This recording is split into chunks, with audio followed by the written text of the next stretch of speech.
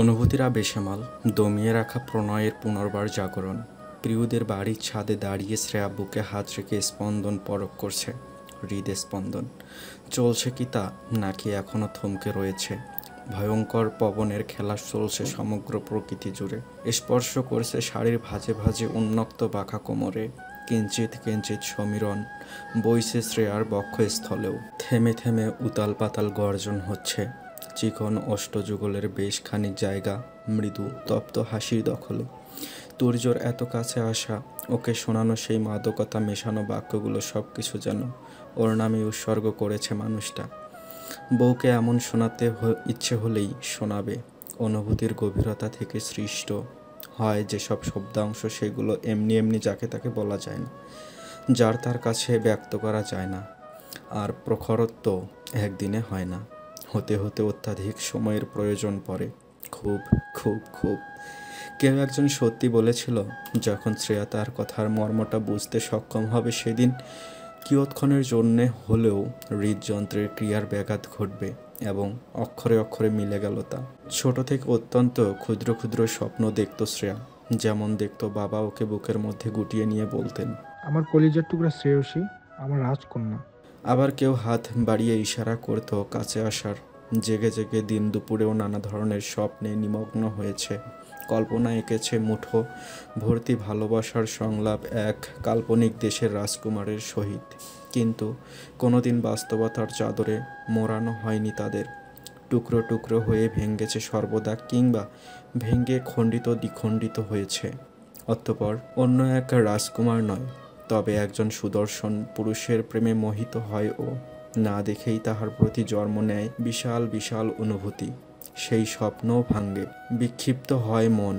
তৎপরে সেই সুদর্শন পুরুষ নিজের অবয়ব প্রদর্শন করে, কাছে টানে, পূরণ করতে ব্যস্ত করে ওর ভালোবাসা পাবার স্বপ্নটা অপ্রকাশ্যে, অতি সন্তর্পণে। প্রিয় ওকে দাঁড় করিয়ে সেই যে নিচে নামলো, আসার কোনো খবরাখবর মিলছে না। প্রায় ঘন্টা তিনেক পূর্বে প্রিয়দের বাড়িতে এসেছে তুর্য আর ও। পথিমধ্যে একটা কথাও বের হয়নি গম্ভীর সেই পুরুষালী কণ্ঠস্বর হতে। কিন্তু শ্রেয়ার তনুমনের তরঙ্গ একটুও কমেনি, একটুও না। শ্বাসরুদ্ধকর ছিল মুহূর্তখানি। তুর্য কতটা অবলীলায় কণ্ঠে মাদকতা মেশালো, কতটা নেশাক্ত বাক্যদয় ওর কর্ণে ঢেলে সরে গেল নীরবে নিশ্চুপে। তখন থেকে একটা কথাও বলেনিও। এখানে এসে প্রিয়র দাদি, মামি সবার সঙ্গে কুশলাদি বিনিময় করে রাশেদার দেখানো রুমে গিয়ে ফ্রেশ হয়ে নেয়। শ্রেয়া সাথে সাথে যায়নি রুমে, কারণ দর্শানো হলেও একটাই দেখাতো, স্পন্দনের ভার। এতই অস্বাভাবিক লাগছিল স্পন্দন যে শরীরটা বড্ড টালমাটাল করছিল। ইনিয়ে বিনিয়ে থেকে যায় প্রিয়র মামির নিকট কতক্ষণ। তারপর দেখে পাঞ্জাবি পাল্টে একটা কালো শার্ট সুটাম দেহে জড়িয়ে তুর্য নেমে এসে সে ডান পাশের সিঁড়ি ভেঙে। আয়ুষও সাথে আসে। রাশেদা কোথাও যাবে কিনা জিজ্ঞেস করতে জানায় দুভাই একটু বাইরে যাবে, ব্যাস। তারপর আর কি, প্রস্থান ঘটায় দুজনেই। শ্রেয়ার এতে লাভই হয়েছে। আপাতত তুর্যর মুখোমুখি হতে চাইছিল না। বউ ভেবে প্রেমময় বাক্য নিবেদন করেছে, কখন না বলে বসে, চলো আরও ভিন্ন ভিন্ন এক্সপেরিমেন্ট করি, যেগুলো জামাই বউ সম্পর্কিত। এমন বাঁকা তেরা গম্ভীর ধাঁচের লোকই কেন ওর বর হতে গেল? সব কিছু কি প্রকাশ্যে হতে পারে না? ওর মতন গাধার মাথায় এত এত কথার আসল অর্থের সমাধান হবে? এত না বোঝার মধ্যে একটা বাক্য ভালোই মস্তিষ্কে ধারণ হয়েছে নিখুঁতভাবে, এবং সেটার অর্থও জেনে গেছে শ্রেয়া। পিছন দিক থেকে কোমরে হাত পড়তেই অদূরে ফেলা দৃষ্টি সংকুচিত হয়ে আসে শ্রেয়ার। ছোট ছোট হয় চক্ষুজোড়া। ঝটকা দিয়ে হাতটা সরিয়ে তরতর করে ঘুরে দাঁড়ায় ও। প্রিয় সশব্দে হেসে ওঠে। হাসির দাপটে দেহে ঢেউ খেলেছে। চাঁদের ময়ূর ও ছাদে লাগানো বাতির ধিমধিমে আলোয় তার মুখশ্রীতে অজস্র মুগ্ধতার সমারোহ। কি স্নিগ্ধ মেয়েটা! শ্রেয়া বিমোহিত নেত্রে চাইতেই প্রিয় হাসি থামিয়ে ভ্রু নাচালো। দুষ্টুমি ভরপুর কণ্ঠে বলল, ভাইয়া ধরলে নিশ্চয়ই চুপসে যেতি, নিজেকে সঁপে দিতি। আমি একটু ভালোবেসে ধরলাম, কেমন ঝাড়া মারলি। আহা বান্ধবী এমনই, বিয়ের পর জামাইয়ের মধুমাখা আদরে সব ভুলে যায় সব। শ্রেয়ার হাসি পাচ্ছে মেয়েটার কথায়, কাণ্ডে। আকস্মিক ছোঁয়ায় ভয়ে তাড়নায় সরিয়ে দিয়েছিল। যদি জানতো এটা প্রিয়, তাহলে কখনো এটা করতো না। সুযোগ পেয়ে ভালোই পিঞ্চ মারছে সে। শ্রেয়া ইচ্ছে করেই হাহুতাশ করে, মিনমিন করে বলে, আদর? এমন আদর করে আমি শুধু বান্ধবী না, একদিন দুনিয়া ভুলে বসি। প্রিয় ঠিকঠাক শুনল না। দক্ষিণা বাতাসে কথা উড়িয়ে নিয়ে গেল বোধ হয়। আর একটু কাছে এসে প্রশ্ন করে, কি বললি শ্রেয়? বুঝিনি তো। কিছু না, তোকে কখনো ভুলবো না, সম্ভবই না। আমাকে দাঁড় করিয়ে কোথায় গিয়েছিলি? প্রিয় আঙ্গুল দিয়ে ছাদের মেঝেতে ইশারা করে। শ্রেয়ার চক্ষু গিয়ে ঠেকে সেদিকটায়। দেহে মেঝেতে ছোট্ট একটা ট্রেতে 2 কাপ চা, সঙ্গে সঙ্গে মাথায় হাত ওর। মৃদু চেঁচিয়ে ওঠে, লেট লতিফ উপাধিটা তুই এমনি এমনি পাসনি প্রিয়। চা এনে এই বাতাসে এতক্ষণ রেখে দিয়েছিস, বলতে এত দেরি কেন করলি? এখন এই শরবত চা তুই খা, যা। মুহূর্তেই ফোঁস শব্দ হয়। ভালো করলেও দোষ, কত কষ্ট করে বানিয়ে এনেছি। আজ পর্যন্ত জামাইকে 1 কাপ চা বানিয়ে খাওয়ালাম না, বয়ফ্রেন্ড থাকতে রান্না করে খাওয়াইনি। আর তুই আমার হাতে রান্না খেয়েছিস, কিন্তু কখনো প্রশংসা করিসনি। অভিশাপ দিচ্ছি, তুর্য ভাইয়ার প্রেসারে তোর একটা লম্বা কেশ অল্প বয়সে বুড়ি যেন হতে পারে। যতক্ষণ না এই চা নামের ঠান্ডা শরবত শ্রেয়ার কণ্ঠনালী বেয়ে পরিপাক গ্রান্থিতে পৌঁছাবে, ঠিক তত সময় চলবে প্রিয়র কথা নামক অত্যাচার। তাই বিনা বাক্যে কাপ হাতে উঠিয়ে নেয় ও, ছোট ছোট চুমুক দেয় তাতে। এতটাও ঠান্ডা হয়নি। 2 বান্ধবী মিলে গেটের দিকে নয়ন তাক করে কাপে ঠোঁটের স্পর্শ মাখছে। আকস্মিক উভয়ের চোখে একটা দৃশ্য বিধে, তুর্য ও আয়ুষ ফিরছে। এতে অবাকতার বিষয় নেই, কিন্তু চমকপ্রদ হলো তাদের হাতের এক গাদা ব্যাগপত্র। প্রিয়র অবাক কণ্ঠস্বর, ভাইয়া আর আয়ুষ কি শপিং করার জন্য বাইরে গিয়েছিল? আমি তো জানি না। পাশ থেকে প্রতিউত্তর করে শ্রেয়া। চল নিচে যাই। শ্রেয়ার মন উসখুস করছে। প্রিয় এমনভাবে বলছে যেন ওরা বাচ্চা আর নিচে ওদের জন্য গিফট নিয়ে আসা হয়েছে। তাড়াহুড়ো করে ছুটে গেলে পরে তুর্য হেয়ালি করে বলবে, কি বাচ্চা বউ, গিফট এনেছি ভেবেছ? 1 চুল পরিমাণ ছাড়ও দিবে না। কিন্তু প্রিয়র সাথে সেটা শেয়ার করতে পারল না সে। যেতে হলো অজ্ঞতায়। নিচে এসে দেখে এলাহি কাণ্ড কারখানা। বাজার থেকে এনেছে বাড়ির 2 জামাই। এটা বলে রাশেদা আবেগ আপ্লুত হয়ে পড়েছেন। মন ভরে দোয়া করছেন। তিনি কখনো ভাবেনি এত দায়িত্ববান হবে শ্রেয়া ও প্রিয়র জামাই। এমন করে শ্বশুর বাড়ির মানুষদের খেয়াল রাখবেন। রান্নার জন্য বিভিন্ন জাতের শাকসবজি, গরুর গোস্ত, ইলিশ মাছ, মুরগি সব এনেছে। সবার জন্য অনেক গিফট হাজির। শ্রেয়ার মন বলছে 2 ভাই পুরো বাজার মাথায় তুলেছে। রান্নাঘরের একপাশে দাঁড়িয়ে সব কিছু অবলোকন করছে ও। রাশেদার মুখে তুর্যের প্রশংসা ফোয়ারা। তুর্যর মামি হেসে হেসে বলছেন, সিয়া ভালো মনের মেয়ে, তার হাজবেন্ড পেয়েছি লাকি একটা। এই লক্ষ্মী মেয়েটাকে আমার ঘরে তুলতে পারলাম না। তোর একটা বোন যদি থাকতো রে শ্রেয়া, এত সুন্দর কেন তুই? ভিতরে বাহিরে দুটোই সুন্দর হবার দরকার কি ছিল?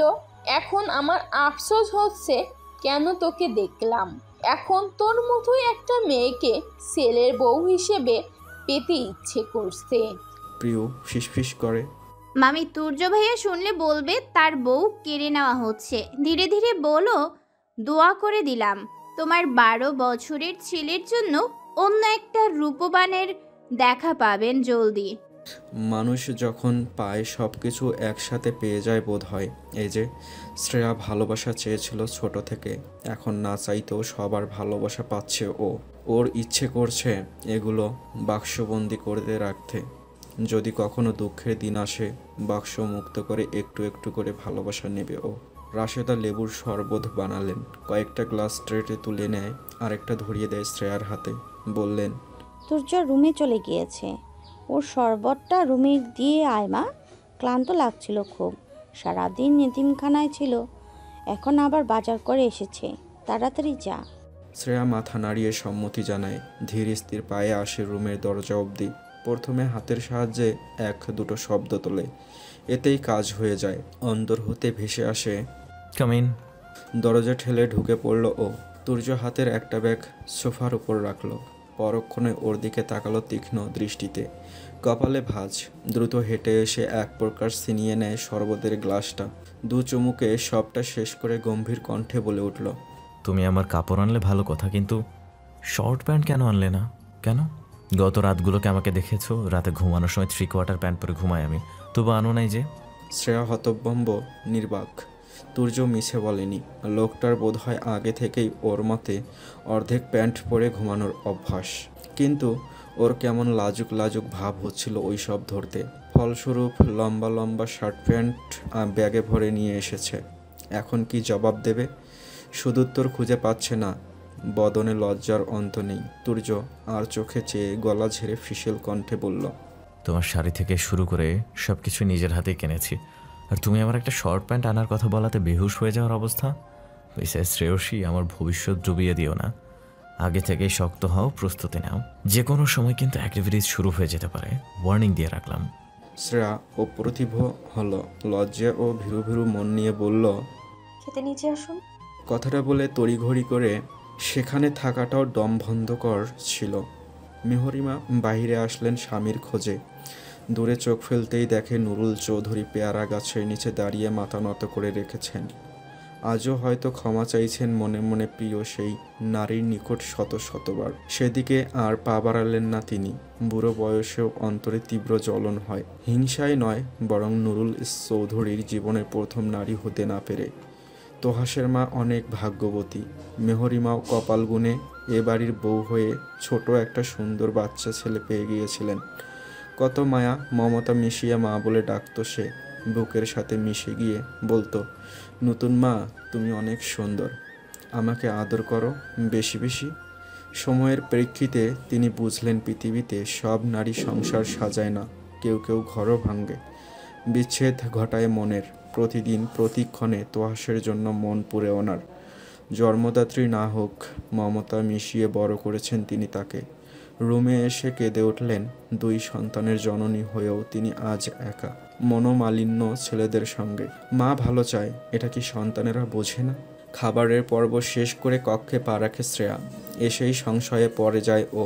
তুর্য সোজা হয়ে শুয়ে আছে, মুখের ওপর মোবাইলের আলো, মনোনিবেশ সম্পূর্ণ মোবাইলের স্ক্রিনে। শ্রেয়ার দ্বিধাদ্বন্দ্বের প্রধান কারণ হলো গত রাতগুলো তুর্যর আদেশ মোতাবেক খাটেই শুয়েছে। প্রিয়দের বাড়িতে কি তার পাশেই একাই বিছানায় ঘুমাবে? এখানে তো টাকা পোষানোর প্রশ্নই ওঠে না, তবুও কি বিছানায় থাকতে দেবে? নাকি নাটকের মতন বলবে নিচে থাকো? ঠিক কত বছর চলবে লোকটার হেয়ালিপনা, অভিনয়? অতীব চিন্তায় মশগুল থাকার এক পর্যায়ে খেয়ালে আসে তুর্য উঠে বসেছে। কণ্ঠে গম্ভীরতা এঁটে বলল, চিন্তা করতে করতে মুহূর্তের মধ্যে একটুখানি শুকিয়ে গেল। নিশ্চয়ই আধা কেজি কমে গেছে ওজন। এদিকে আসো। তাজ্জব হলো গুটি গুটি পায়ে কিছুটা এগিয়ে গেল ও আলতো নরম স্বরে বলল, আমি কোথায় থাকবো স্যার? তুর্য আবারও শটান হয়ে শুয়ে পড়ে। দাঁতে দাঁত চিবিয়ে বলে, আমার বুকে।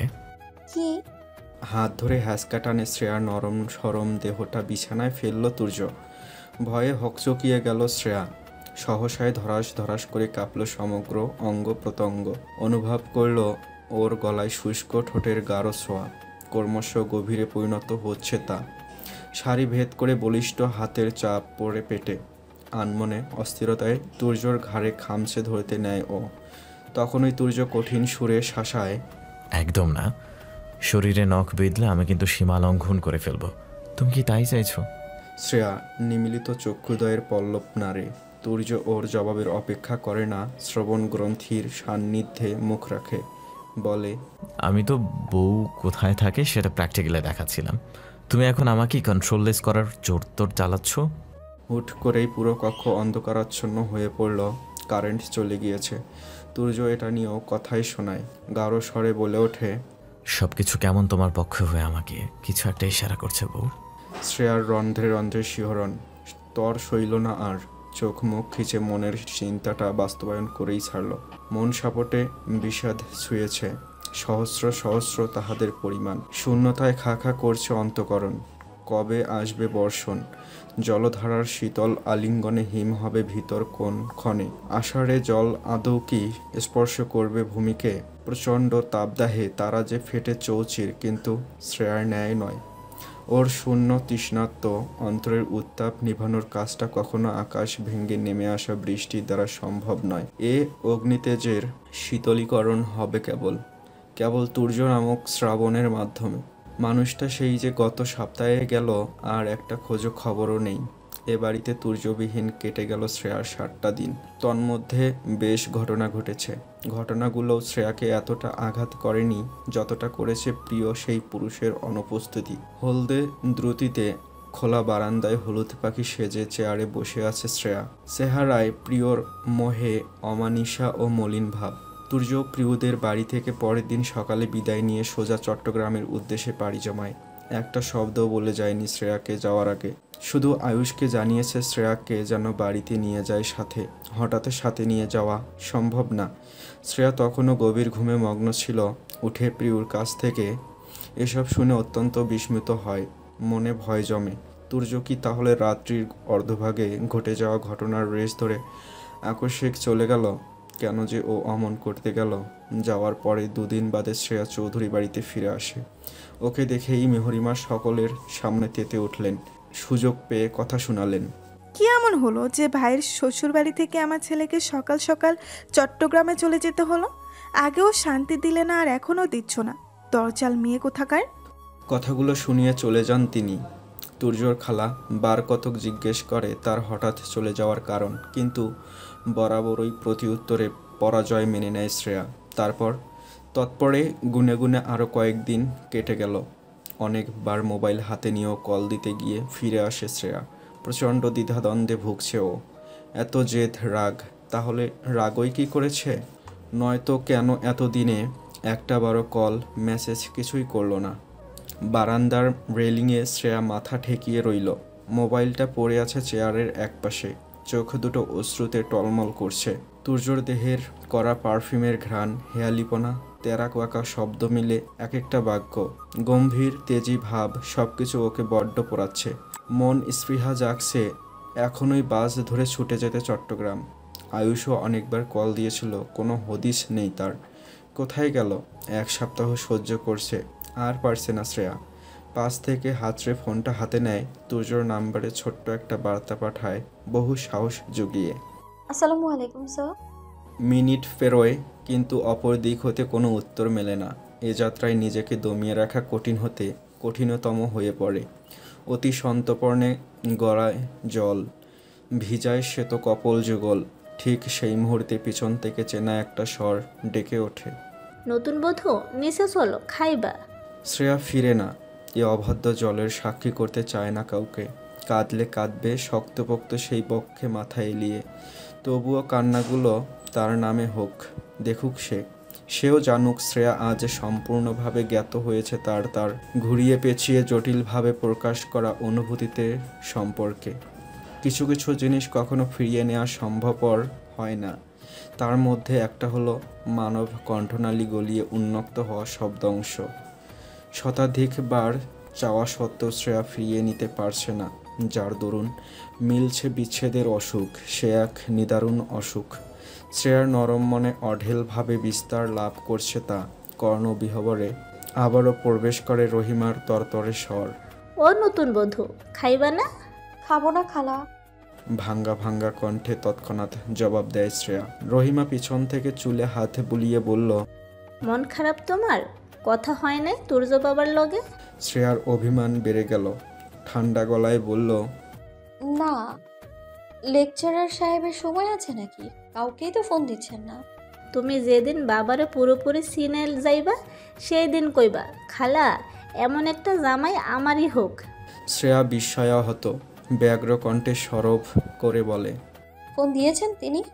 রহিমা খালা যেন প্রশ্নটা উপেক্ষা করল, বলল, এখন আইও আমার লগে, মেলা রাইত হইছে, তোমারে খাওয়াইয়া আমি ঘুম দিমু।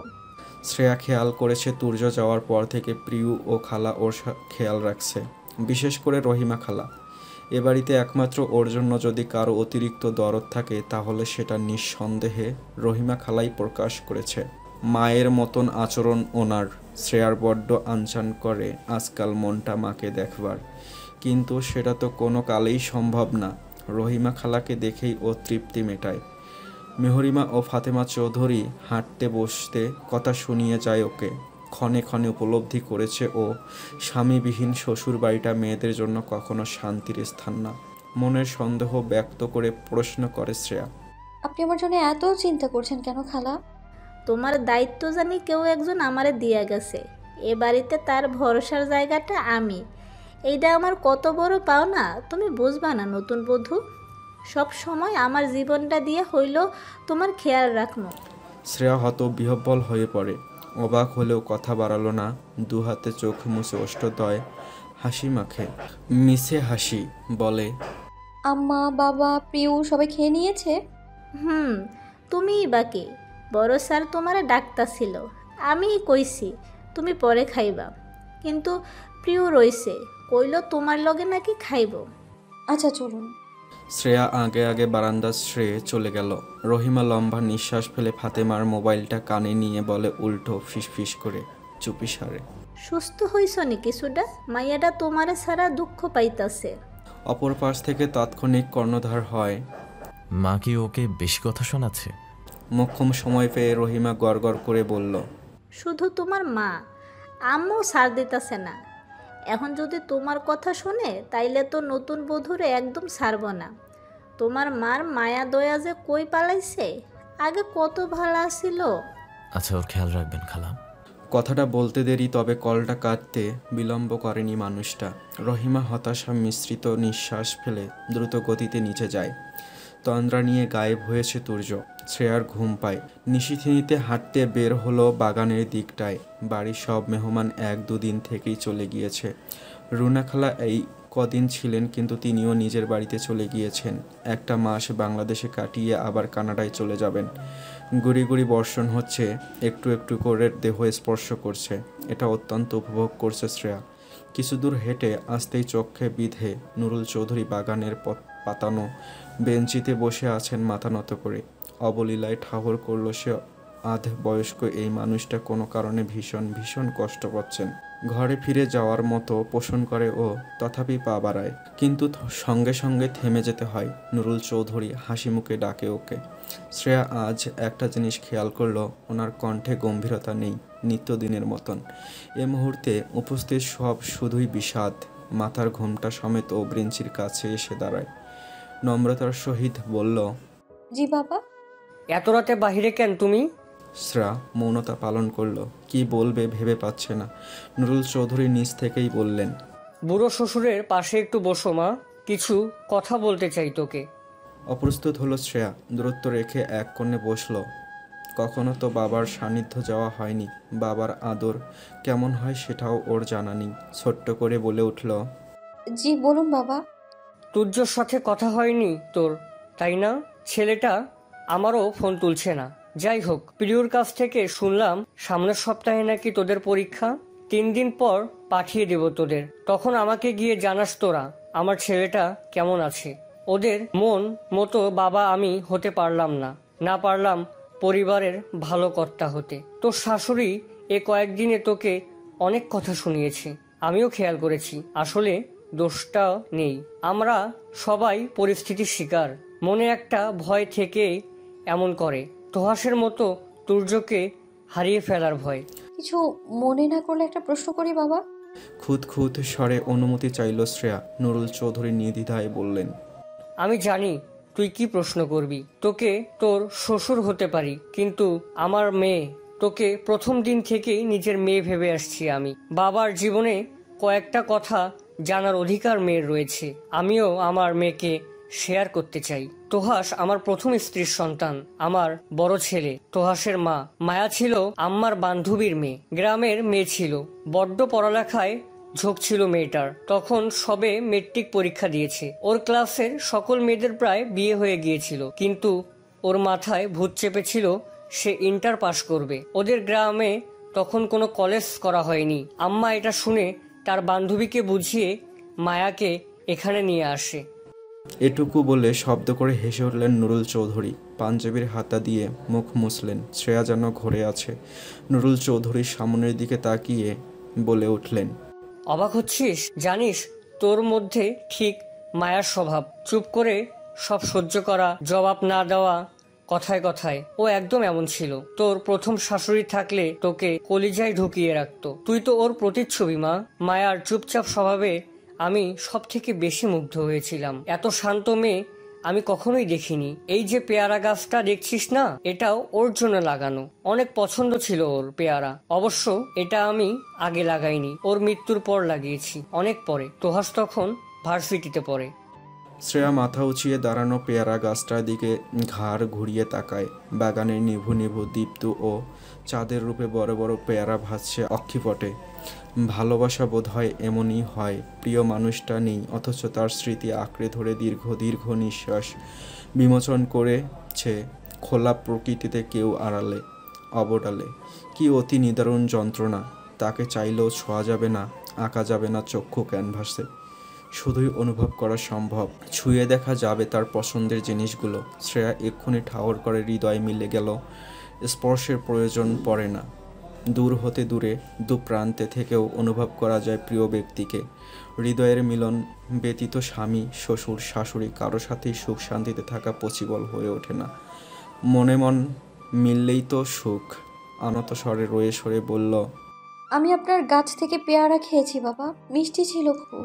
নুরুল চৌধুরী অষ্টদ্বয় প্রসারিত করলেন, বললেন, জানিস মা, আগে কাউকে অনুমতি দিতাম না, পরে এক সময় না দিয়ে থাকতে পারলাম না। যার জন্য লাগালাম সে তো কখনোই খেতে পারবে না, তার চেয়ে অন্যদের খাওয়ার সুযোগ করে দিলাম।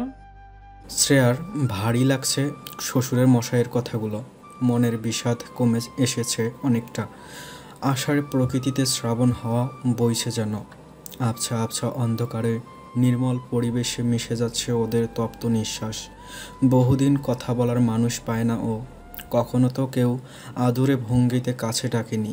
যখন জানলো আজ কেউ ওকে নিজের কন্যার স্থান দিয়েছে, মনটা কেমন আহ্লাদি হয়ে উঠেছে। নুরুল চৌধুরী বিষাদ বা মাখা বাক্যগুলো মধুর লাগছে। ছোট্ট থেকে নিশ্চুপ স্বভাবের মেয়েটা হুট করে বাবার সান্নিধ্য পেয়ে কৌতূহলের সঙ্গে অধিকার খাটায়। নরম গলায় প্রশ্ন করল শ্রেয়া, মায়া আম্মা ও তোহাস ভাইয়ার ব্যাপারে আর বলবেন না বাবা? কেন বলবো না মা, আজ আমার মেয়ের কাছে মনের সব জমানো কথা বলবো। বহুদিন হলো কথা শেয়ার করার মানুষ পাই না। মনের গভীর হতে অনুভূত হলো শ্রেয়ার এ পৃথিবীতে কথা শেয়ার করার মানুষের কত অভাব। দিনের পর দিন কথার ভারে মানসিকভাবে ভেঙে পড়েছে কত শত মানব। মুখে না হোক মনে মনে একটা বিশ্বস্ত মানুষ খুঁজে বেড়ায় তারা, কিন্তু মেলে না। কেউ বোঝে না, বুঝতে বুঝতে বড্ড বিলম্ব করে ফেলে।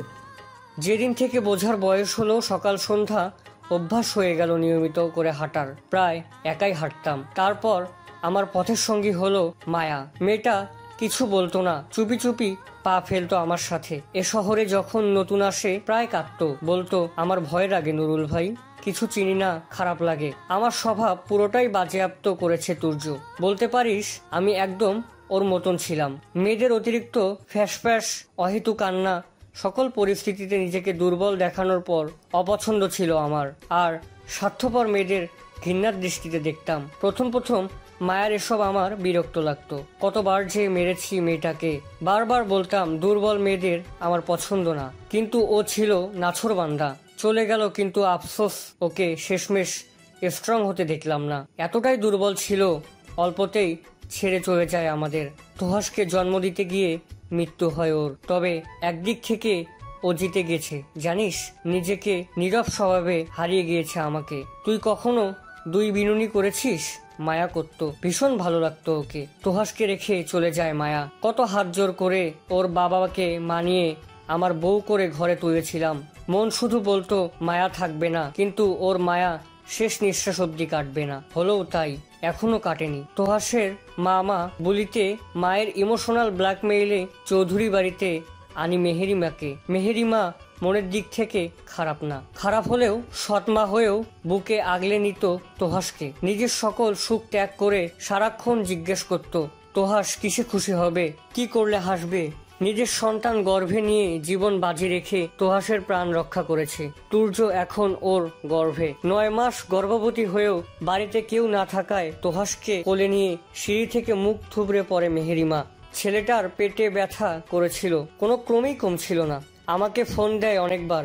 আমার প্রতীক্ষায় না থেকে মেহেরিমা নিজেই ওকে নিয়ে ডাক্তারের কাছে ছুট লাগায়, কিন্তু যেতে আর পারে না, উল্টো নিজের প্রাণ খোয়াতে বসে। তুই বল মা, যেই মেয়ে সতীনের ছেলেকে নিজের গর্ভে সন্তানের চেয়ে অতি আদর যত্নে বড় করেছে, সে কখনোই ওই সন্তানের খারাপ চাইতে পারে?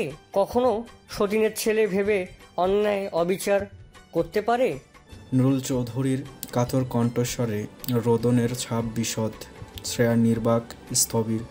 ও কি ভেবেছিল মেহরিমাকে? প্রকৃতপক্ষে সেই নারী কেমন বের হলো? ওনার মনটা হয়তো একদিনে কঠোর হয়নি, নিশ্চয়ই কারণ রয়েছে। তোর মতোই এতিম একটা মেয়েকে ভালোবেসে গোপনে বিয়ে করেছে তোহাস। মেয়েটার নাম আরিয়ানা। ওর গোপনে বিয়ে করার বিষয়টা আমাদের সবার কষ্ট দেয়। কারণ জিজ্ঞেস করলে জানায় এতিম বলে যদি পরিবার না মেনে নেয় তাই। যাক, মেয়েটাকে সম্মান দিতে ওর চাচার বাড়ি থেকে নিয়ে আসি। প্রথম কয়েকটা দিন সবকিছু ভালো কাটলেও হঠাৎ খেয়াল করি মেহরিমা প্রায় মনমরা হয়ে বসে থাকে। জিজ্ঞেস করলে উত্তর দেয় না। আমিও তো সারাদিন বাড়িতে থাকি না, তোহাসও আমার সাথে অফিসে থাকে। তুর্য ও আয়ুষ সারাদিন বন্ধুদের সাথে ঘুরে ফিরে আড্ডা দেয়। ইচ্ছে হলে বিজনেসে একটু অধুটু মনোযোগ, এই আর কি। দিন দিন বুঝতে পারছিলাম সংসারটা কিছু একটা নিয়ে অশান্তি হচ্ছে। তোহাসও মেহরিমার সঙ্গে ঠিকঠাক কথা বলে না, এড়িয়ে চলে। যেই ছেলে মায়ের হাতের খাবার খাওয়ার পাগল ছিল, তাকে দেখি একবার সকালের নাস্তা টেবিলে মেহরিমার বানানো খাবার স্পর্শ পর্যন্ত করলো না। মা ও ছেলে একে অপরকে না দেখে থাকতেই পারতো না, অথচ বিয়ের কয়েকদিনের মাথায় এমন মনোমালিন্য। সন্দেহ লাগে আমার। পরে মায়ের কাছ থেকে জানি আরিয়ানা নাকি সারাক্ষণ বলে ওর আপন শাশুড়ি নেই বলে মেহরিমা ওকে ভালো চোখে দেখে না, এতিম বলে তুচ্ছ তাচ্ছিল্য করে। খাবার খেলে নাকি খোঁটা দেয়, ওকে ঠিক মতো ভার্সিটিতেও যেতে দেয় না, এগুলো বলে তোহাসের কাছে। এ নিয়ে আমার ও তুর্যর অনুপস্থিতিতে তোহাস মেহরিমার সঙ্গে ঝামেলা করে। মায়ের চেয়ে অতিরিক্ত বিশ্বাস করে বসে বউকে। একটা ছেলে নিজের মা ও স্ত্রীকে দুজনের প্রতি সমান সম্মান দায়িত্ব পালন করা উচিত। তাই বলে বিনা শর্ত জেনে কারো পক্ষপাতিত্ব বা কষ্ট দেওয়া ঠিক না। আরিয়ানা এসেছে মাত্র কয়েকদিন, কিন্তু মেহরিমাকে আমি অনেক বছর ধরে দেখেছি। যাকে এতিম সহজ সরল ভেবে একটা সংসারের দায়িত্ব দিতে চেয়েছিলাম, সেই মেয়েই তছনছ করে দিল সবকিছু। মা ও ছেলের মাঝে রক্ত আপন পরের পার্থক্য টেনে আনে। মেয়েটার রূপ সুন্দর ঠিকই, কিন্তু মনটা সুন্দর না। ভাবতো ছোট ছেলেকে সব দিয়ে দিবে, বড় ছেলেকে সম্পত্তি কম দিব। প্রত্যেক ঘরে যা হয় আর কি। আমাকে একবার বললেই হইতো, কিন্তু না বলে আমার পরিবারে ভাঙ্গন ধরায়, মা ছেলের বিচ্ছেদ ঘটায়। এভাবে চলতে চলতে ওদের বিয়ের 3 মাসের মাথায় একটা বড়সড় কাণ্ড ঘটে যায়। আরিয়ানা মিসক্যারেজ করে। দোষটা পড়ে মেহরিমার উপর। আরিয়ানা নাকি তোহাসকে জানায় মেহরিমা খাবারে কিছু মিশিয়ে দিয়েছে, খাওয়ার পরেই এমন হয়েছে। সেদিন বাড়িতে তুর্যও সকলে থাকায় একটু হুলস্থুল কাণ্ড বেজে যায়। আরিয়ানাকে হসপিটাল থেকে নিয়ে এসে চিল্লাচিল্লি শুরু করে তোহাস। মেহরিমাকে বলার সুযোগ না দিয়েই ঘৃণার চোখে তাকিয়ে বলে, নিজের ছেলের বউ হলে পারতেন, সূর্যর বউয়ের সাথে এমন করবেন আপনি? বাচ্চা মেরে ফেললেই নিজের অংশ ছেড়ে দিবে ভাববেন না, কেন মারলেন? আপনি আমাদের বাচ্চাটাকে নিকৃষ্ট মহিলা, বাচ্চার সম্পত্তি ভাগ পেয়ে যাবে তাই না? সহ্য হতো না আপনার? আমি পেপার পড়া বন্ধ করে রুম থেকে এসে গম্ভীর স্বরে ডাকি কেবল তোহাসকে। ওর সাথে সাথে আমাকে এমন একটা কথা বলে, তক্ষুনি আমি হৃৎপিণ্ড 2 ভাগ হয়ে যায়। মা ভুলে যায় আমি সকল সুখ। ব্যথায় জর্জরিত হয়ে পড়ি, আমার শরীরটা। কানে বাজে ওর কথাগুলো। আপনিও যোগ আছেন এই মহিলার সাথে, নয়তো এত শাসন করেন কি হবে? তিনিও বাড়িতে। বুঝিয়ে দিলেন বাবা দ্বিতীয় বিয়ে করলে দ্বিতীয় বউয়ের গোলাম হয়ে যায়। প্রথম বউয়ের সন্তানেরা মাথায় থাকে না, দ্বিতীয় নারীর মোহে পড়ে। ওর সেই বিষাক্ত বাক্যগুলো শুনে আমি কিছু না বলেই তুর্য সহ্য করতে পারে না। যে ভাইকে সম্মান করে এসেছে সবসময়, রাগে কষ্টে তার কলার চেপে ধরে গর্জে ওঠে ছেলেটা। কিন্তু তোহাস ওকে দুমড়ে মুচড়ে দেয়, বলে, তুইও মিসেস মেহরিমার মতোই। আমাকে আরিয়ানা জানিয়েছে বাসায় একা পেলে ওকে কিভাবে রাগ দেখাতি, এতিম বলে অবজ্ঞা করতে। নিজের বউয়ের প্রাণ রক্ষা করতে হলে তোদের সাথে থাকার যাবে না, তাই বলে ভাবিস না আমার ভাগে সবটা একাই ভোগ করতি। ব্যাস চলে গেল তোহাস। আমি ওকে আটকাইনি। মেহরিমা চেষ্টা করেছে। তুর্য একটা ক্ষোভ আমার প্রতি, কেন আমি ওকে আটকালাম না? ওর মতো সন্তান ভুল করলেও বাবা মা কেন দূরে ঠেলে দিবে? নুরুল চৌধুরী কি তাহলে পারফেক্ট বাবা হতে পারেনি? এত ইগো? কিন্তু আমি ওকে বুঝতে পারিনি কিভাবে ভেঙেছে তোহাস আমাকে। কখনো আর ওদের অশান্তির কারণ হতে চাইনি। আড়ালে থেকে খোঁজ রেখেছি। তুর্য প্রকাশ্যে রাখে। আমি বুঝি ওকে, সে চাইছে তোহাসের মন থেকে মেহেরিমার প্রতি ঘৃণা দূর করাতে, বুঝাতে এই পরিবার কখনো ওর খারাপ চায়নি। সৎ হলেও সে সব খারাপ তা না। আমার গম্ভীর বদমেজাজি রাগচাটা ছেলেটার ধৈর্য ধরে এই নীরব প্রচেষ্টা বরাবর মুগ্ধ করেছে আমাকে।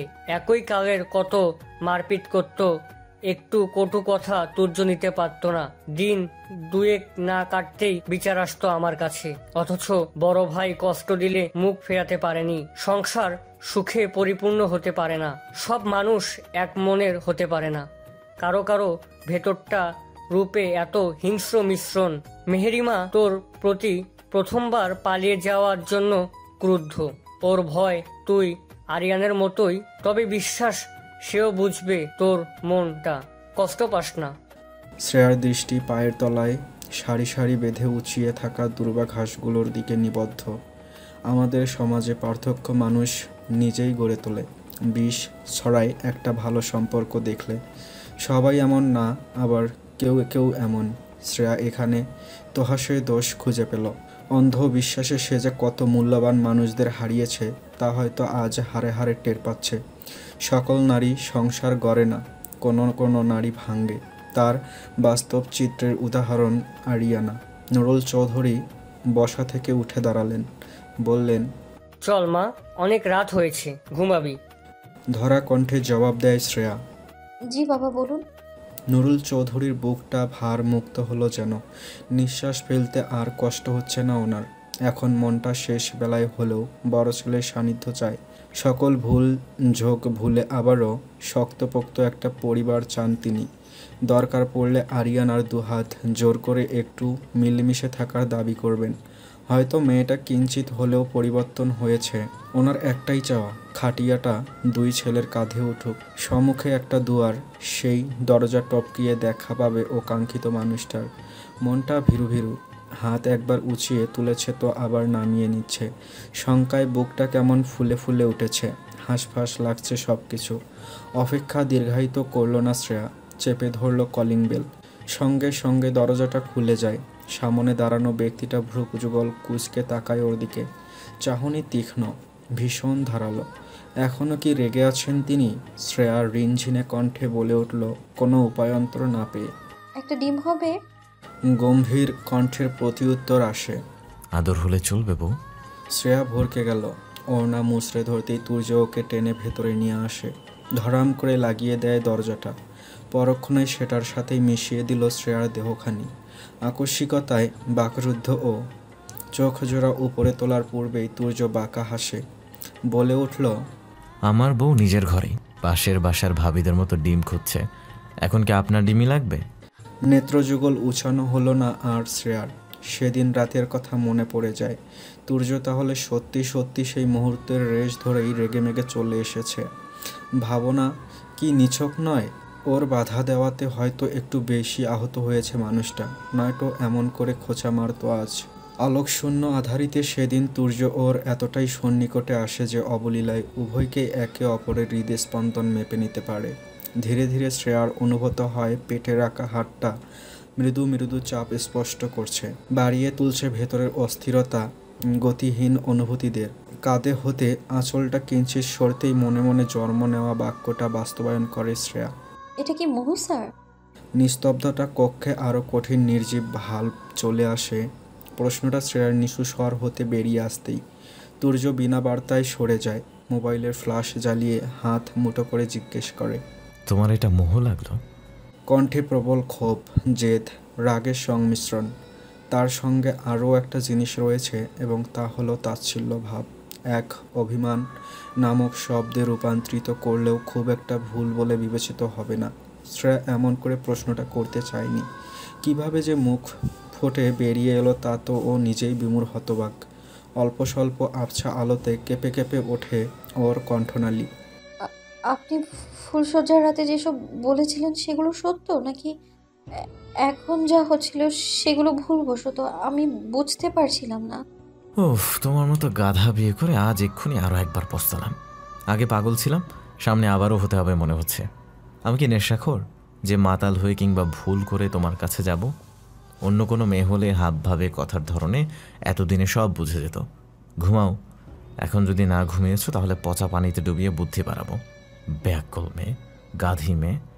এই মেয়ে, কয়টা প্রেম করছো জীবনে? একটাও না। বিরস মুখে উচ্চারণ করে শ্রেয়া। প্রেম করনি ভালো কথা, মানলাম। আমার সাথে প্রেম করার দৃঢ় ইচ্ছা তোমার, তাও বেশ সুন্দর বিষয়। কিন্তু রসায়নে এত কাঁচা হলে কিভাবে? ভেতরে ভেতরে ভালোবেসে মরছো, উল্টো স্বামীকে দূরে সরিয়ে দিলে। আমার এতদিনকার কাণ্ডকলাপে আমাকে অনুভব না করে সবটা মোহ বলে চালারে। ইচ্ছে করছে কষিয়ে থাপ্পড় মারি, কিন্তু বউকে মারা যাবে না, কষ্ট হলেও সহ্য করতে হবে। কথাগুলো বলে বেলকনিতে চলে যায় তুর্য। শ্রেয়া সেদিকে চেয়ে থাকে এক দৃষ্টিতে।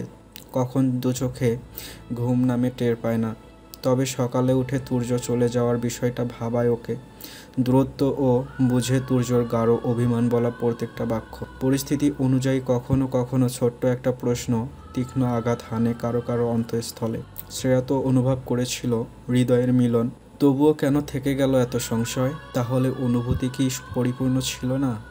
লম্বা নিঃশ্বাস ফেলে ও ক্ষুদ্র স্মৃতিচারণের অন্ত করে। তুর্য ততক্ষণে দূরত্ব ঘুচিয়ে আরও নিকটস্থে এসে দাঁড়িয়েছে। শ্রেয়া আজ জানে মানুষটা শুরু থেকেই ওকে চায়, অতিরিক্ত চায়। শুধু তার প্রকাশের ধরনটা তেরাবাঁকা। তন্মধ্যে তুর্য কড়া কণ্ঠে বলে ওঠে, কি ভেবেছিলে? বাধা দিয়েছ বলে রেগে চলে এসেছি, তাই মনমরা হয়ে থাকতে সারাক্ষণ? ঠিকমতো না খেয়ে শুকিয়ে হাড্ডি হয়েছ। আমি একটু শক্ত করে জড়িয়ে ধরলেই তো তোমার সকল হাড্ডি মটমট করে ভেঙে যাবে। অতীব বিস্ময়াবিষ্ট শ্রেয়া। এ লোক কেমন করে জানলো ও মনমরা থাকতো সর্বক্ষণ? এসব রহিমা খালা বলতো না তো? তাহলে ওনার যোগাযোগ থাকতো রহিমা খালার সাথে। কিন্তু একটা থেকেই যায়, বাড়ির বাদ বাকি কারোর সঙ্গে কেন কথা বলতো না? এমনকি আয়ুষের সঙ্গেও না? নাকি স্রেফ ওর সাথেই যোগাযোগ করেনি? প্রচুর পরিমাণে প্রশ্নের জোয়ার শ্রেয়ার অন্দরমহলে ছোট্ট সমুদ্রে। তবে সাহসের অত্যাধিক অভাব বোধ করছে ও। কারো সান্নিধ্যে এমনতর ঘটে না। শুধু এই এক পুরুষের সামনে ভয় ভয় হয়ে ওঠে সব কিছু। স্বাভাবিক গলায় বলল, আপনি আমার উপর রেগে আসেননি? না। তুর্য গম্ভীর কণ্ঠে জবাব দিয়ে সোফায় গিয়ে বসে। শ্রেয়া এতক্ষণে শ্বাস ফেলতে মোক্ষম সুযোগ পায়। গুটি গুটি টালমাটাল পা ফেলে সোফার কাছে এসে দাঁড়ায়। তুর্য মাথা এলিয়ে চক্ষুদয় বুঝে আদেশ স্বরূপ গলায় বলল, বসো। শ্রেয়া সামনের সোফায় বসে। ওর মনের বিষণ্ণতা কেটে গিয়েছে। তুর্য তার প্রতি কোনো রাগ নেই শুনে। তবে চলে কেন এলো? কিছু একটা তো হয়েছে। এ নিয়ে ওর মনের পাতায় খসখস আওয়াজের সৃষ্ট হচ্ছে বারংবার। এলে সেই দুপুরে, আর আমার কাছে আসলে বিকেলে। পরীক্ষার প্রস্তুতি কেমন?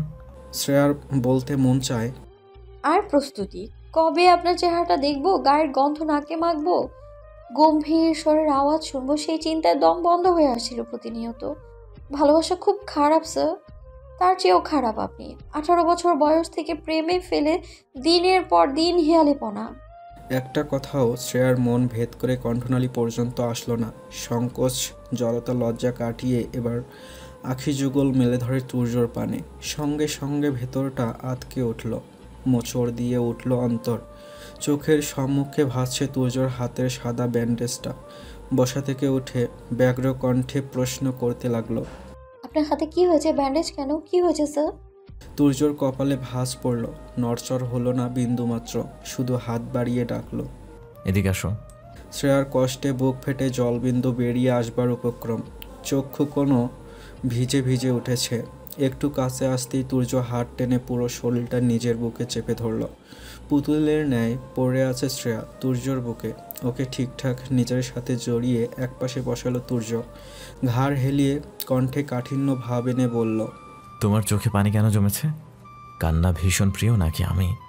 যদি আমি হই তুমি কাঁদতে পারবে না, কারণ তোমার ওই চোখ দুটো আমার প্রিয়।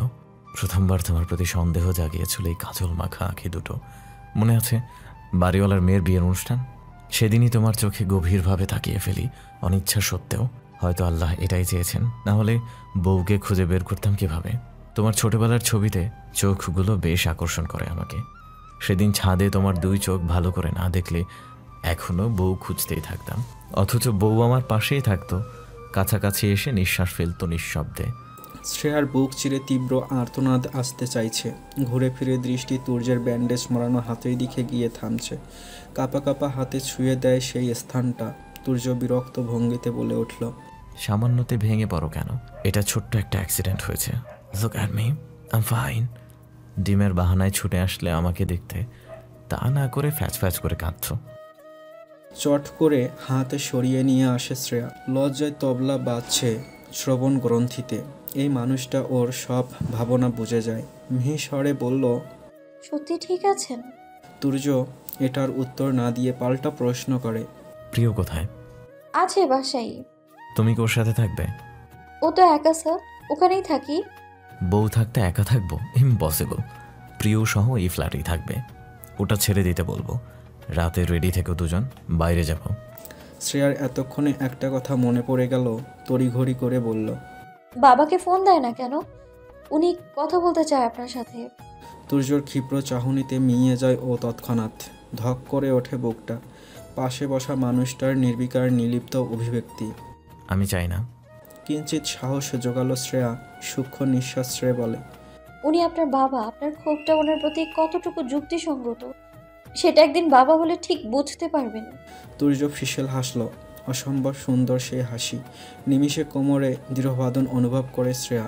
নিজেকে আবিষ্কার করে তুর্যর মুখের কাছাকাছি। তুর্যর নেত্রের চাহনি প্রগাঢ় নির্নিমেষ। আর একটু নিজের সঙ্গে চেপে নিয়ে লঘু স্বরে বলে উঠল, তাহলে বাবা বানিয়ে দাও আমাকে। ঝক্কি দিয়ে ওঠে শ্রেয়ার সমগ্র কায়া। সে কি ভুল শুনল? কম্পনের তাড়নায় তুর্যর গলার পেছনে গলিয়ে রাখা হাতের বাঁধন শক্ত করে। তুর্য ওর ঠোঁটের সন্নিকটে ঠোঁট দুটো নামালো। কণ্ঠটা মাদকতায় ভরপুর। এখান থেকেই তাহলে বাবা হওয়ার প্রসেসটা শুরু হোক। যতক্ষণে কথাটা কানে প্রবেশ করে মস্তিষ্কে ধারণ করেছে অত্যন্ত বিলম্ব হয়ে যায়। শিরায় শিরায় বইতে থাকে দমকা হাওয়া। না চাইতেও শ্রেয়া নখ বিদিয়ে দেয় তুর্যর ঘাড়ে। প্রথম ভালোবাসা, প্রথম ছোঁয়া আজ ও দুটো ঠোঁট জুড়ে বিচরণ করছে। সেই স্পর্শের প্রখরত ক্রমাগত বেড়েই চলছে। নিয়ন্ত্রণ হারা স্পন্দনেরা গভীরভাবে শুষে নিতে থাকে দুজন একে অন্যের অধর সুধা। তুর্য ঠোঁটের দীর্ঘ আলিঙ্গন শেষ করে উঠে দাঁড়ালো। রক্তিম মুখখানা লুকালো শ্রেয়া সোফার উপরে। হাঁপাচ্ছে সে। এক গ্লাস পানি হাতে নিয়ে এসে তুর্য ফের পাশে বসলো। নরম গলায় বলল, মুখ তুলো, পানি খেয়ে ভালো করে শ্বাস নাও। কোথায় যাব আমরা? জানি না, স্যার বলেছেন রেডি হয়ে থাকতে। আমি যাব না, তুই আর তুর্য ভাইয়াই যা। শ্রেয়া চোখ জোড়া ছোট ছোট করে তাকায় বিছানার দিকে। প্রিয় পায়ের ওপর পা রেখেছে ক্রচিং স্টাইলে। দিব্যি দুই পাশে দোলাচ্ছে পা দুটা। হাতে এখানকার নিত্যকার সঙ্গী মোবাইল। এছাড়া যেন আজকাল সবার নিঃশ্বাসই চলে না। শ্রেয়া বার্তাহীন চট করে মোবাইলটা কেড়ে নিল। কেন যাবি না? তোরা একসাথে রোম্যান্স করবি, আমি গেলে করতে পারবি বুঝি? প্রিয়র বিবশ কণ্ঠে রসাত্মক বাক্য শুনে শ্রেয়া হতবাক। ভ্রুযুগল কুঁচকে জিজ্ঞেস করে, তোর সাথে যখন আয়ুষ ভাইয়ার সাথে দেখা করতে যেতাম তখন তোরা রোম্যান্স করতি? না তো, তোর সামনে রোম্যান্স করতে লজ্জা লাগবে না আমাদের? এটাই স্যার গর্ধব নন যে তোর সামনে রোম্যান্স করবে। এবার প্রিয় কথার তালে পেয়ে গেল। জেকে ধরল শ্রেয়াকে। মুচকি হেসে গাল দুটো উঁচু করে। পরক্ষণে আবার ভ্রু নাচায়। তার মানে ভাইয়া আড়ালে রোম্যান্স করে, অনেক রোমান্টিক তাই না? নিজের কথায় নিজেই হতবিহ্বল শ্রেয়া।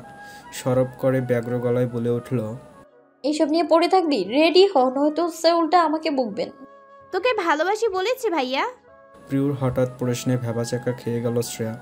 অপ্রতিভ হলো অত্যাধিক পরিমাণে। বাহ্যিক অংশে অপ্রস্তুত ভাব এলো মস্তিষ্কের নিউরনে তীব্রভাবে বিধে প্রশ্নখানা।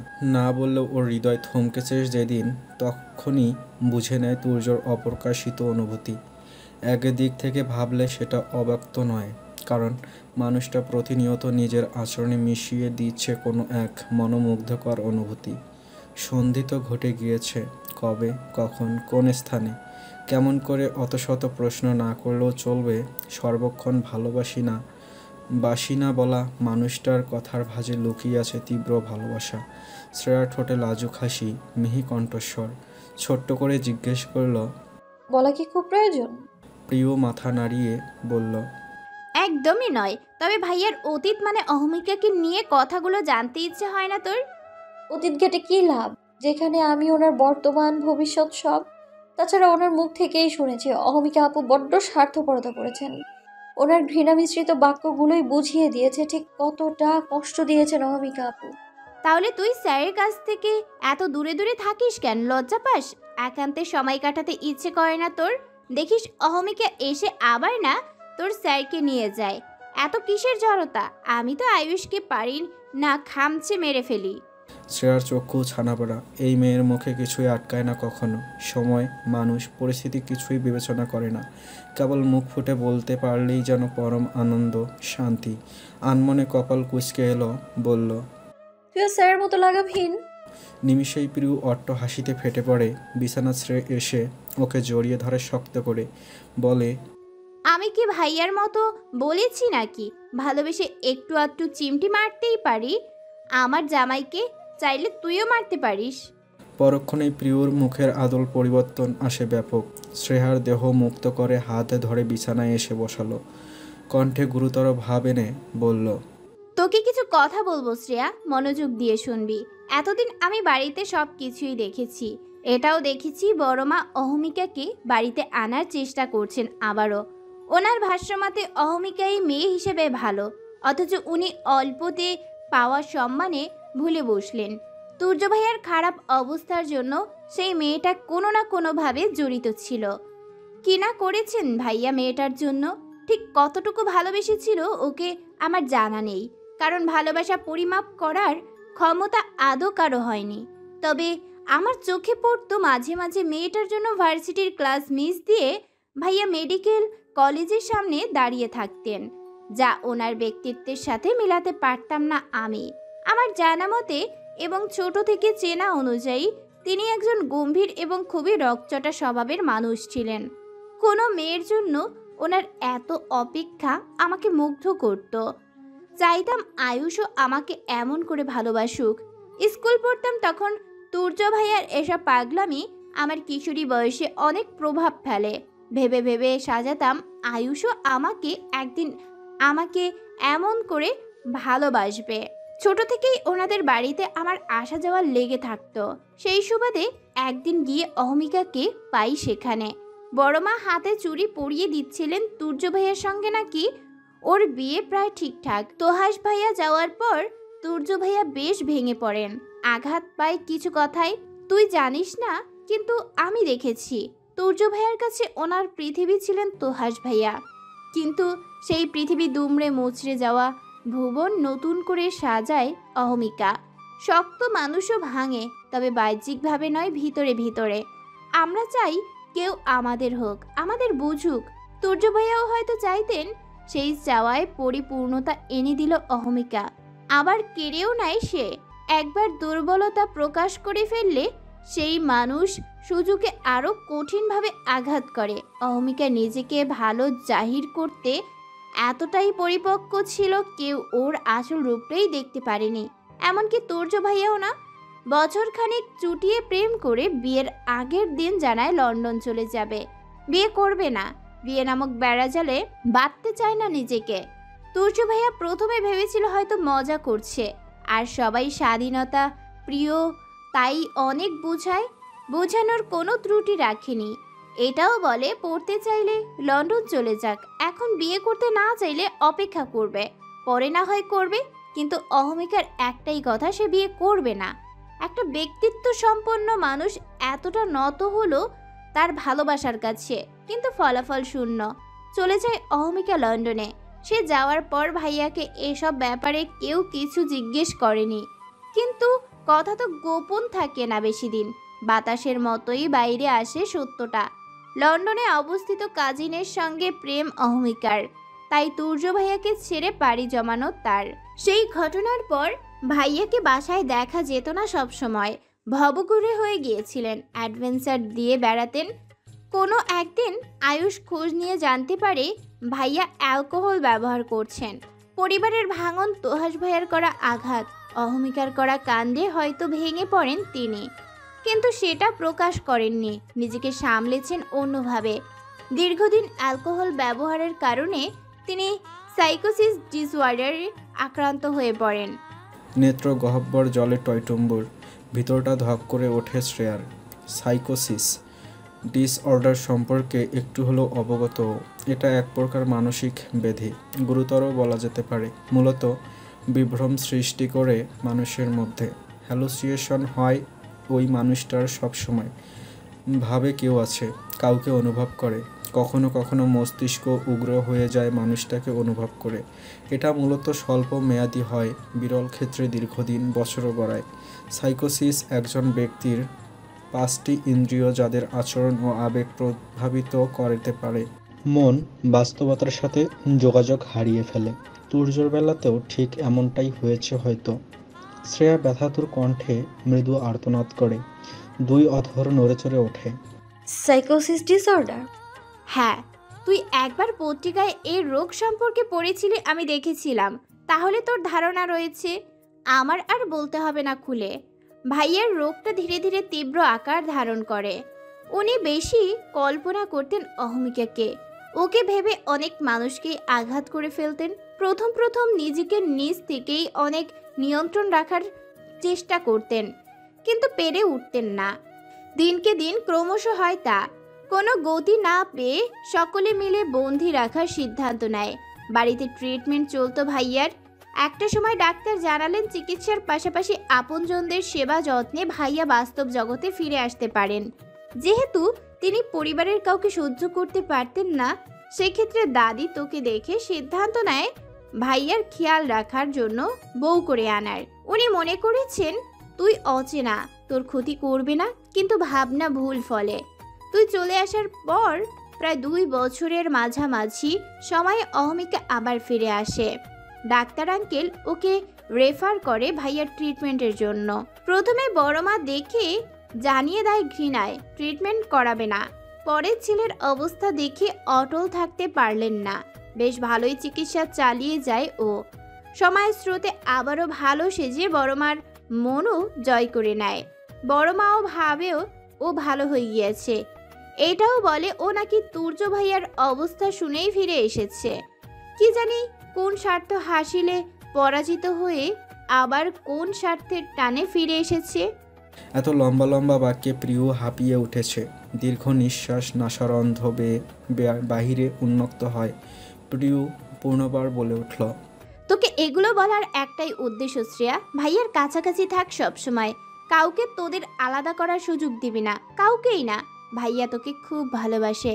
জানিস উনি কেন এতদিন একা একা কাউকে না জানিয়ে এখানে ছিল? কারণ ভালো নেই উনি। সেদিন সকালে বেরিয়ে আসার একটাই কারণ, উনি অসুস্থ হয়ে পড়েছেন আবারও। পুরোপুরি পিছু ছাড়েনি রোগটা। অতিরিক্ত চিন্তা করলেই মাথা ব্যথা করে। এই কদিন যাবৎ সাইকিয়াট্রিস্টের শরণাপন্ন ছিলেন। আমাকে আর রহিমা খালাকে তোর দায়িত্ব দিয়ে রেখেছিলেন। তুই ওনার দ্বিতীয় ভালোবাসা হতে পারিস, তবে ভুল মানুষ না। শ্রেয়ার হৃদয় স্থলে গিয়ে তীক্ষ্ণ যন্ত্রণা বিস্তার করে প্রিয়র কথাগুলো। তুর্য একা একা কত কিছু সহ্য করেছে, অথচ ও জানতেই পারল না। প্রিয় মানুষের সান্নিধ্য প্রয়োজন, নয়তো কেউ কেউ পরিণত হয়ে যায় মানসিক রোগীতে। মানসিক রোগের ঔষধ হলো সঙ্গ, ভালোবাসা, যত্ন। কিন্তু একটা সময় ও এসবই দিল না তুর্যকে। এখনও কি দিচ্ছে? প্রিয় হোক কিংবা অপ্রিয়, মানসিকভাবে বিক্ষিপ্ত মানুষগুলোকে পারলে একটুখানি সঙ্গ দেওয়া উচিত। রিক্সা চলছে সোজা পিচঢালা রাস্তা ধরে। রাস্তা হাতে চাচা গামছা সমেত কপালে তপ্ত জলবিন্দু কণা মুছে নিচ্ছেন। মৃদু মন্দ সমীরণে উড়ছে শ্রেয়ার শুভ্র রাঙ্গা আঁচল।